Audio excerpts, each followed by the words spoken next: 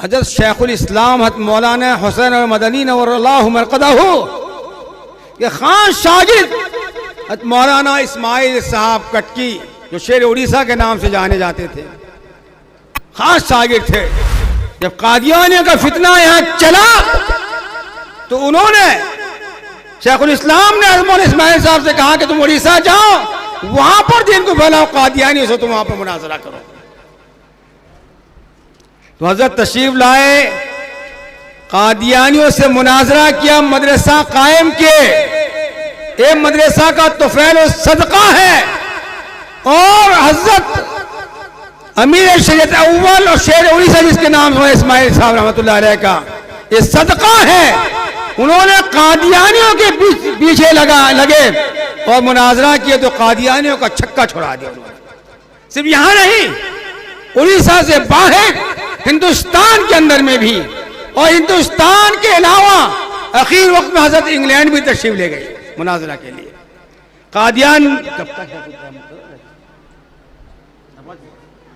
कादियानियों का कैसे मुनाजरा किए तो आज अल्हम्दुलिल्लाह इन्हीं उड़ीसा के अंदर टोपी दाढ़ी वाले नजर आ रहे हैं। हज़रत मौलाना इस्माइल साहब का सदका वो तुफैल है। उसके बाद मौलाना इस्माइल साहब ने 2 शागिर्दों को पैदा फरमाया। मदरसा कायम करने के बाद 2 शागिर्द उनके पैदा हुए। एक तो हज़रत मौलाना सैयद सिराजुल साजिदीन साहब जो मरकज़ुल उलूम सूड़े में रहे, और दूसरे वालिद मुहतरम हज़रत मौलाना मोहम्मद जलाल साहब नव्वरल्लाहु मरक़दहू जो अपना मदरसा बनाए। असर 14 माइल सबलंग के इलाके में पूरा बिदअतियों का इलाका था, वहां पर उन्होंने वहां मदरसा बनाया। 2 ही मदरसा सबलंग और सूड़े के नाम से जाने जाते थे।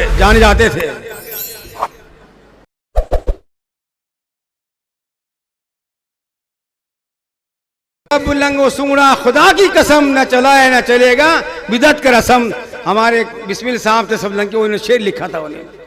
तो उसके बाद फिर आहिस्ता आहिस्ता मदरसा होता गया, मदरसा बढ़ते गए। पूरे उड़ीसा के अंदर मदारिस का जाल है, और जब मदारिस रहेंगे तो कसम खुदा की दीन बाकी रहेगा। अगर मदारिस नहीं रहेंगे तो दीन बाकी नहीं रह सकता। और ये सिर्फ उलमा की जिम्मेदारी रही है। उलमा तो अपना वक्त देकर बच्चों को, आपके बच्चों को बनाते हैं। अवाम आप लोगों को भी जिम्मेदारी है, इन मदरसा का हमेशा ख्याल रखेंगे हर एतबार से, जिस्मानी एतबार से भी, देने की एतबार से। हमें क्या जरूरत है? अगर कौम मदरसा नहीं चलाती है, अल्लाह के सामने जवाब देंगे, अल्लाह के सामने जवाब देंगे। बहरहाल आप हज़रात के सामने कुरान पाक का ये ख़त्म है, हिफ्ज़ मुकम्मल किए, आज ख़त्म होगा। हज़रत मौलाना सैयद अरशद रसीदी साहब तशरीफ़ लाएंगे, और मेरे मुरब्बी, मेरे मुहिब मोहतरम जो मुझे बहुत शफ़क़त की नज़र से देखते हैं, हज़रत मौलाना मोहम्मद अली साहब भी यहाँ पर तशरीफ़ फरमा हैं। उनके सामने ज़्यादा बोलना भी अदब के ख़िलाफ़ होगा। और मुझे मोहतरम मौलाना सुल्तान साहब जो हमारे महल्ला के उलमा में शुमार होते हैं, और साज़द मौलाना नूरुल्लाह साहब के खलफ़ा में भी हैं, वो भी तशरीफ़ फरमा है।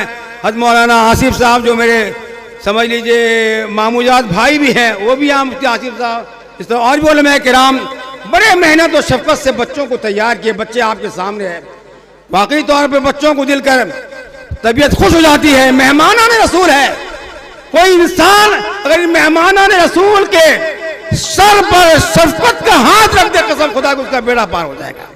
मेहमानाने रसूल है, इनसे मोहब्बत करें, उलमा से मोहब्बत करें, कुरान से मोहब्बत करें। अगर कुरान से मोहब्बत करेंगे तो इंशाअल्लाह आपके घरों में भी बरकत होगी, घरों में बरकत होगी। बहरहाल मेरे छोटे भाई मुफ्ती जमाल साहब जो बड़ी मेहनत के साथ, और अल्लाह ने उनके अंदर बहुत सारी खूबियाँ अल्लाह ताला उनके अंदर रखी हैं, और बहुत सारी चीज़ें उनके अंदर नवाजी अल्लाह ताला ने।